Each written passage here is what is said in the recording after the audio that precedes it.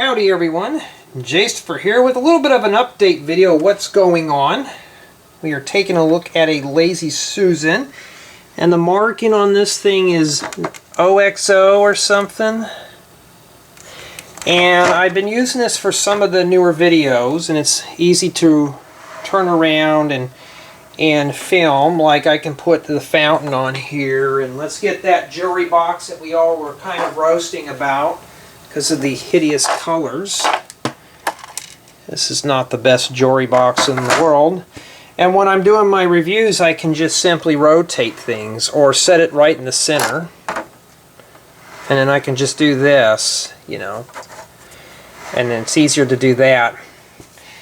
But I've noticed some of the projects that I've been building have been getting pretty large. And to set a base plate inside of here would end up causing damage, you know, especially, let's pretend that this is the base plate. Let me get that out of the way, because if this were a base plate and it sits on the edges, the middle could easily cave in. I don't want that to happen.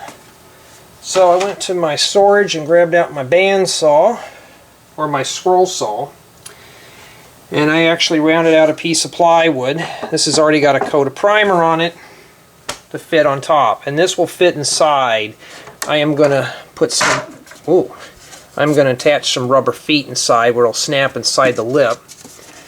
The lip's good for keeping parts from rolling around, but if I want to have something that needs to hang over, you know. It took me a good maybe 40 minutes to round that out just perfect. It's perfectly round. So that's all hand cut. And now I can easily put bigger stuff on this. Let's say if I were to have something big and it hangs over the edge like that, I don't have to worry about it caving in the middle. And this is 3/8 plywood. I'm going to tell you something right now. This thing in the back of this jewelry box is so flimsy. I'll have to mention that in the review. It's flimsy. It's a nice jewelry box, but it's just flimsy and caving in. But yeah, that's pretty much the update, you know. So it's this 3/8 plywood, and this plywood I've had in my garage for like 15 years and decided to finally use it. This is obviously the bottom because it's got a knot, and I didn't care about that side. I might have to do a little more feeling. I've been filling in all the dents and stuff. So that's pretty much how I'm doing the light stuff. Now, I could have got a little more high-tech and stuff like that, and I'll show you something here. And I'm working on a light box right now. Here's a piece of this transparent glass. And let me get the camera and zoom it out here so you can see more what I'm talking about. I grabbed this thing here, this clear lens, out of an old flat screen TV, those LCD junk TVs. Actually, it came out of that EOL. This actually was salvaged from it. And this is pretty good. This would be good for a light. Let's see here, because this is a lamp overhead. And if I were to put it here like that, it just knocks the light down just a bit. But then you can see there's no shadow. Shadow's a little more great. You can see how there's a double there. You put this lens and it just makes a soft glow versus that. So if I'm putting, let's say I'm reviewing this plate here, you can see how it just kind of, you can see there's light from different angles. But if I put the lens on top, it works really good. You can see the difference. So that's one of the things I'm going to be doing with this. I'm going to see if I can buy more of that plastic. If not, I got a couple more TVs and computer monitors and storage that I'm going to end up scrapping for parts and recycling. And what better use of that lens? I first thought it was a Fresnel lens, but it wasn't. But yeah. So that means now I can build some better mocks and set them on here. Now if I need to get something bigger, I'll probably make a bigger turntable, but let me just kind of zoom out here.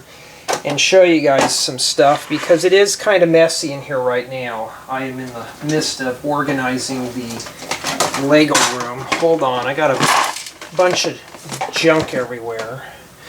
Some of you have been asking, that's my light box. I'm working in a, I don't know, an 18 by 24 foot spot. And then it's just, the bottom's white, the two walls are white, and then that. It's just a standard bedside lamp.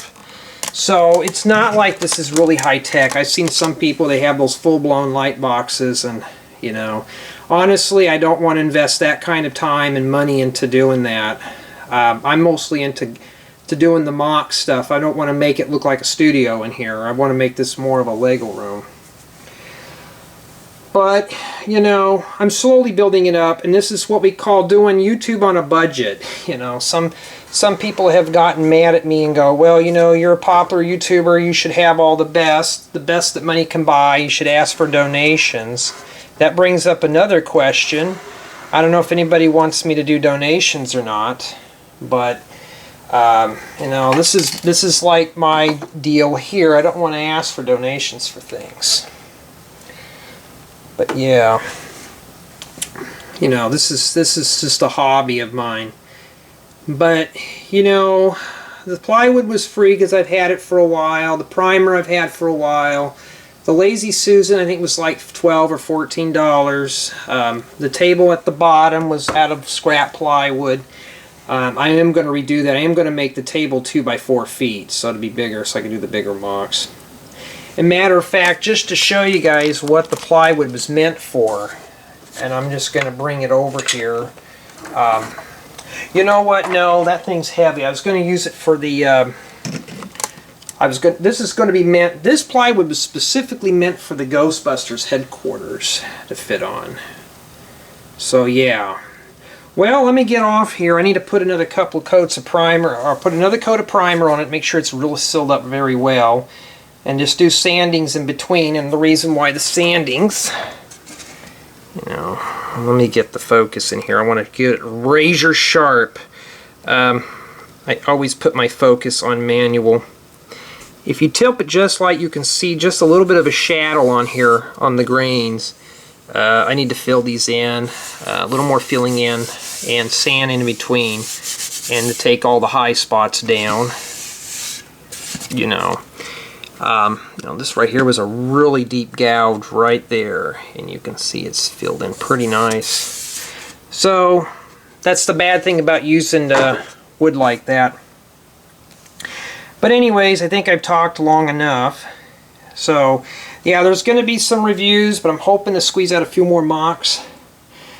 And some of you already heard about the campground mock. I'm going to see if I can fit it on this table and make it as heavily wooded as I can. I don't want to make it too large.